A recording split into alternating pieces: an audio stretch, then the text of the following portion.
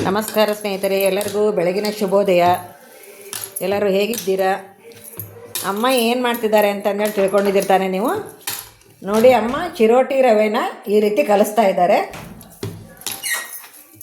ಇದನ್ನು ಕಲಸಿ 1 ಅವರ್ ಬಿಡ್ತಾರೆ. 1 ಅವರ್ ಬಿಟ್ಟು ಇದನ್ನು ಕುಟ್ಟಬೇಕು. ಅದನ್ನು ಕುಟ್ಟಿ ಆದಮೇಲೆ ಸೌತೆ ಬೀಜ ಅಂತ ಮಾಡ್ತೀವಿ ನಾವು. ಅದು ಸೌತೆ ಬೀಜ ಮಾಡ್ತೀವಿ ಅಂದರೆ ಅದು 1 ವರ್ಷಾನುಗಂಟ್ಲೆ ಇಟ್ಕೋಬೋದು ನಾವು. ಏನಾದರೂ ಹಬ್ಬ ಹರಿದಿನ ಬಂದ ಪಾಯಸ ಮಾಡೋದು, ಇಲ್ಲ ತಿಂಡಿ ಮಾಡುವಾಗ ಇದೆಲ್ಲ ತಿಂಡಿನೂ ಬೇಜಾರಾದಾಗ ಅದರಿಂದ ಉಪ್ಪಿಟ್ಟು ಸಹ ಮಾಡ್ಬೋದು. ನೋಡಿ ಸ್ನೇಹಿತರೆ, ಈಗ ಅದನ್ನು ಅವರು ಕಲಸಿಟ್ರು. ಈಗ ಅದಕ್ಕೊಂದು ಬಾಕ್ಸ್ ಮುಚ್ಚಿ ಅದನ್ನು ನೆನಿಲಿಕ್ಕೆ ಬಿಟ್ಬಿಡ್ತೀನಿ. ನೆನಿಲಿಕ್ಕೆ ಬಿಟ್ಟು ಅಮ್ಮ ಸ್ನಾನ ಮಾಡಿ ಆಮೇಲೆ ತಿಂಡಿ ತಿಂದೆಲ್ಲ ಆದಮೇಲೆ ಕುಟ್ಟ ತೋರಿಸ್ತೀನಿ ನೋಡಿ ನಿಮಗೆ. ಅಮ್ಮ ನೋಡಿ ಮೊಮ್ಮಕ್ಕಳನ್ನ ಕರ್ಕೊಂಡು ಟಿಫನ್ ಮಾಡ್ತಾಯಿದ್ದೆ. ಒಂಥರ ಏನೋ ಸಂತೋಷ. ನಮ್ಮನೆ ಬಂದರೆ ಸುಮ್ಮನೆ ಕುಂದ್ರದೇ ಇಲ್ಲ. ಸೊಪ್ಪು ಸೋಸೋದಾಗಲಿ, ಒಂದೇನಾರು ಹೆಚ್ಕೊಡೋದಾಗಲಿ ಮಾಡೇ ಮಾಡುತ್ತೆ. ಪಾಪ ಟಿ ವಿ ನೋಡೋ ಹುಚ್ಚೊಂದಿದೆ ಅವ್ರಿಗೆ. ಧಾರಾವಾಹಿ ನೋಡ್ತಾರೆ ಅವರು. ಏನು ಮಿಸ್ ಮಾಡ್ಕೊಂಡ್ರು ಅದನ್ನು ಮಿಸ್ ಮಾಡ್ಕೊಳಲ್ಲ. ನೋಡಿ, ಅದನ್ನು ಹಿಟ್ಟು ಕಲಸಿತ್ತಲ್ಲ ರವೆನ, ಚಿರೋಟಿ ರವೆನ ಈ ರೀತಿ ಸಣ್ಣ ಸಣ್ಣದಾಗಿ ಸೌತೆ ಬೀಜದ ಆಕಾರದಲ್ಲಿ ಮಾಡ್ತಾರೆ ಅವರು. ಅದನ್ನು ಮಾಡಿ ಆದಮೇಲೆ ಚೆನ್ನಾಗಿ ಒಣಗಿಸ್ಬೇಕು. ಇದು ಬಿಸಿಲಲ್ಲಿ ಚೆನ್ನಾಗಿ ಒಣಗಿಸಿದೆ ಅಂದರೆ ಏನಾಗುತ್ತೆ ಅಂತಂದರೆ ನುಸಿ ಆಗೋದು, ಅದು ಏನಂತಾರಲ್ಲ, ಅದು ಒಂದೇ ತಕ್ಕಿರೋ ಗೊಂಡಾಳ ಅಂತಿರಲ್ಲ, ಆ ಥರ ಏನೂ ಆಗೋದಿಲ್ಲ. ಈ ರೀತಿ ನೋಡಿ ಟ್ರೇನಲ್ಲಿ ಹಾಕಿ ಒಂದಿನಕ್ಕೆ ಇಷ್ಟು ಮಾಡಿರ್ತಾರೆ ಅವರು. ನೀಟಾಗಿ ಒಂದು ಸಣ್ಣ ಪಂಚೆ ಅಂತ ದಾಸಿ ನೀವು ಬಿಸಿಲಿಗೆ ಒಂದು ದಿವಸ ಪೂರ್ತಿ ಒಣಗಿಸಿದ್ರೆ ಒಂದು ಹುಳನೂ ಆಗೋದಿಲ್ಲ. ಅಮ್ಮನ ದಿನಚರಿ ನೋಡಿದ್ರಲ್ಲ. ಈಗ ಅಮ್ಮ ಮಾಡಿಟ್ಟಂಥ ಸೌತೆ ಬೀಜನ ಒಣಗಾಕಿರೋದು ನಾನು ತೋರಿಸಿದ್ದೆ ನೋಡಿ. ನೀರು ಕಾಯಕ್ಕಿಟ್ಟಿದ್ದೆ, ನೀರು ಕಾದಿದೆ. ಅಮ್ಮ ಏನು ಸೌತೆ ಬೀಜ ಮಾಡಿದ್ರಲ್ಲ ಅದನ್ನು ನೋಡಿ ಒಂದು ಸಣ್ಣ ಸಿಂಗಲ್ ಗ್ಲಾಸ್ನಲ್ಲಿ ಮಾಡ್ತಾಯಿದ್ದೀನಿ.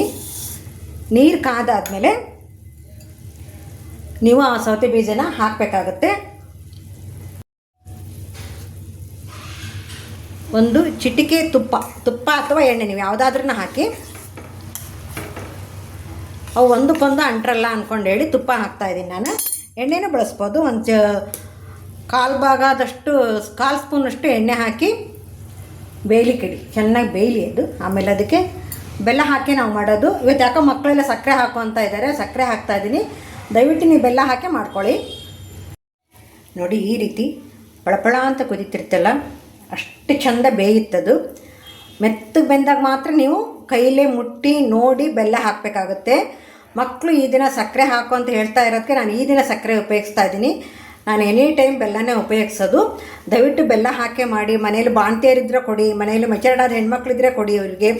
ಇದು ಒಂದು ಒಳ್ಳೆಯ ಆಹಾರ ಮೆಚರ್ಡಾದ ಹೆಣ್ಮಕ್ಳಿಗೆ ಮತ್ತು ಬಾಣಂತಿಯರಿಗೆ. ಈಗ ನೋಡಿ, ಈ ಥರ ಪಳಪಳ ಅಂತ ಕುದಿಯುತ್ತಲ್ಲ, ನೋಡಿದೆ ನಾನು, ಇನ್ನೂ ಬೆಂದಿಲ್ಲ, ಇನ್ನು ಹಣ್ಣಾಗಿ ಬೇಯಬೇಕದು. ನೋಡಿ, ಈಗ ಹಣ್ಣಾಗಿ ಬೆಂದಿದೆ. ನಾನು ಒಂದು ಬೌಲ್ ಆಗೋವಷ್ಟು ಹಾಲು ಹಾಕ್ತಾಯಿದ್ದೀನಿ. ಹಾಲು ಹಾಕಿ ಒಂದು ಸಲ ಕೈ ಆಡ್ಬಿಡ್ತೀನಿ. ಈಗ ಸಕ್ಕರೆ ಹಾಕ್ತೀನಲ್ಲ, ಸಕ್ಕರೆನ ಸ್ವಲ್ಪ ನೀರು ಬಿಡುತ್ತೆ. ಅದೇ ಬೌಲ್ನಲ್ಲಿ ನಾನು 3/4 ಕಪ್ಪು ಸಕ್ಕರೆ ಹಾಕ್ತೀನಿ, ತೋರಿಸ್ತೀನಿ. ಈಗ ನೋಡಿ, ನಾನು ಹೇಳಿದ್ನೆಲ್ಲ ಅದೇ ಕಪ್ನಲ್ಲಿ ಬೌಲ್ನಲ್ಲಿ ಒಂದು 3/4 ಭಾಗ ಆಗುವಷ್ಟು ಸಕ್ಕರೆ ಹಾಕಿದ್ದೀನಿ. ಸಕ್ಕರೆ ಹಾಕಿ ಚೆನ್ನಾಗಿ ಕೈ ಆಡ್ತೀನಿ. ಸ್ವಲ್ಪ ಕುದಿಲ್ಲ, ಅದು ಸಕ್ಕರೆ ಕರಗಲಿ. ಸಕ್ಕರೆ ಕರಗ್ತಿದ್ದ ಹಾಗೆ ಸ್ವಲ್ಪ ಒಣ ಕೊಬ್ಬರಿ, ಹಾಗೆ ಏಲಕ್ಕಿ, ಶುಂಠಿ ಪೌಡ್ರ್ ಹಾಕಿದ್ದೀನಿ.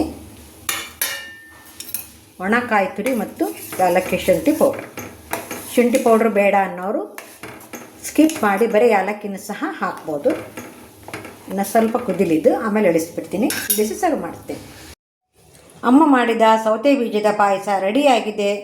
ಎಲ್ಲರೂ ಬನ್ನಿ ನಮ್ಮ ಮನೆಗೆ ಊಟಕ್ಕೆ ಅಂತ ಹೇಳ್ತಾ, ಸ್ನೇಹಿತರೆ, ನನ್ನ ಲೈವ್ ಕಾರ್ಯಕ್ರಮ 7:30ಕ್ಕೆ ಇರುತ್ತೆ ನೈಟು. ದಯವಿಟ್ಟು ಎಲ್ಲರೂ ಲೈಕ್ ಮಾಡಿ ಜಾಯ್ನ್ ಆಗಿ ನಿಮ್ಮ ಅನಿಸಿಕೆ ಅಭಿಪ್ರಾಯಗಳನ್ನು ತಿಳಿಸಿ. ಹಾಗೆಯೇ ನನ್ನ ಲಾಂಗ್ ವಿಡಿಯೋ ನೋಡುವಾಗ ಹೈಪ್ ಅಂತ ಬರುತ್ತೆ, ಅಲ್ಲಿ ನೀವು ಸಬ್ಸ್ಕ್ರೈಬರ್ ಏನು ಮಾಡ್ತಿರಲ್ಲ, ಜಾಯಿನ್ ಅಂತ ಇರುತ್ತಲ್ಲ, ಅದ್ರ ಮುಂದೆ ಲೈನ್ ಹಾಗೆ ನೀವು ಸ್ವಲ್ಪ ಮುಂದೆ ಅನ್ಕೊತ ಹೋದಿ ಅಂತಂದ್ರೆ ಅಲ್ಲಿ ಹೈಪ್ ಅಂತ ಬರುತ್ತೆ. ದಯವಿಟ್ಟು ಹೈಪ್ ಮಾಡಿ ಅಂತ ಹೇಳ್ತಾ ಈ ವಿಡಿಯೋನ ಮುಗಿಸ್ತಾ ಇದ್ದೀನಿ. ಮುಗಿಸೋದಕ್ಕಿಂತ ಮೊದಲು ದಯವಿಟ್ಟು ಸಬ್ಸ್ಕ್ರೈಬ್ ಆಗದೆ ಯಾರು ನೋಡ್ತಾ ಇದ್ದೀರ, ಸಬ್ಸ್ಕ್ರೈಬ್ ಆಗಿ ನನ್ನ ವಿಡಿಯೋನ ಫಾಲೋ ಮಾಡಿ ಅಂತ ಹೇಳ್ತಾ ಎಲ್ಲರಿಗೂ ನಮಸ್ಕಾರ, ಎಲ್ಲರಿಗೂ ಧನ್ಯವಾದಗಳು.